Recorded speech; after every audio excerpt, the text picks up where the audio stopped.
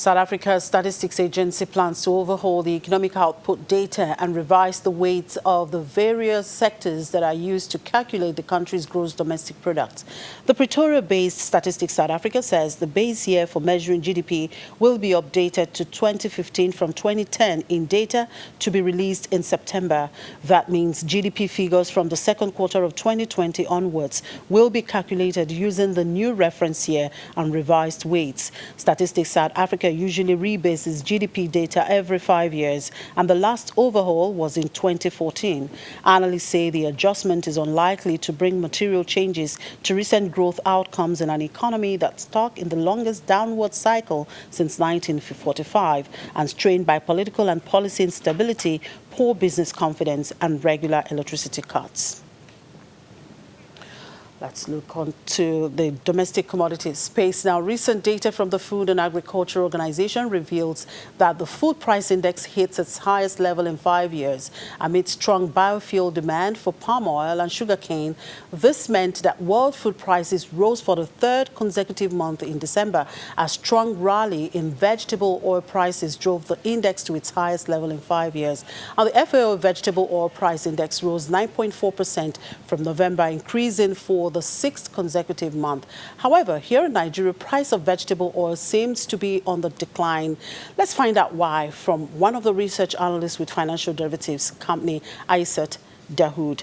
Good afternoon, Aisat. Thank you for joining us. Good afternoon.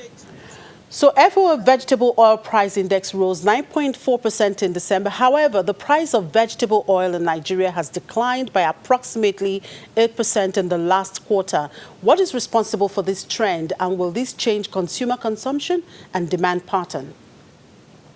2019 was an unusual year with series of extraordinary events like the border closure, jump in food in headline inflation, likewise rising food inflation like you mentioned earlier. So a decline in the price of vegetable oil was unbelievable. Historically, we've witnessed increase in food prices, commodity prices such as during this festive period, because the last quarter of the year is the festive period, and we usually witness an increase in the price of food staples like rice, tomato, turkey, vegetable oil.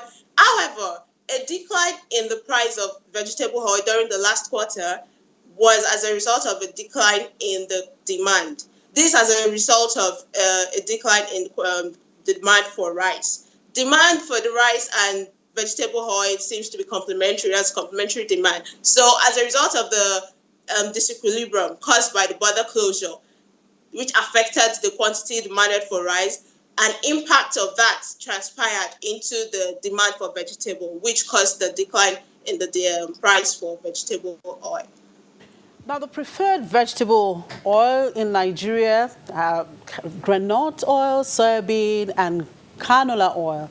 What is responsible for this consumer taste? Is this trend dictated by extraordinary events like the border closure that you mentioned, or is just normal market behavior? Consumer preference is one of the determinants of market price. Consumer preference in Nigeria is subject to stability, availability, and also the consumer's purchasing power. Everywhere in Nigeria, if you look around, granite oil is the easiest thing you can find everywhere before you can start demanding for other types of vegetable oil, like soya, canola oil. Soya oil is now of interest now because of the high protein content in it. However, canola oil is also gaining preference because of the Western world, how it's used over there, and promotes of less saturated fat in it. So generally, the trend is not dictated by border closure alone. It's a mixture of market trends and border closure. Market trends in the sense that everybody is now becoming health conscious, health awareness, as the amount of oil they consume in order to stay healthy. All right, let's leave it at that. Aisat Dahoud, one of the research analysts with Financial Derivatives Company.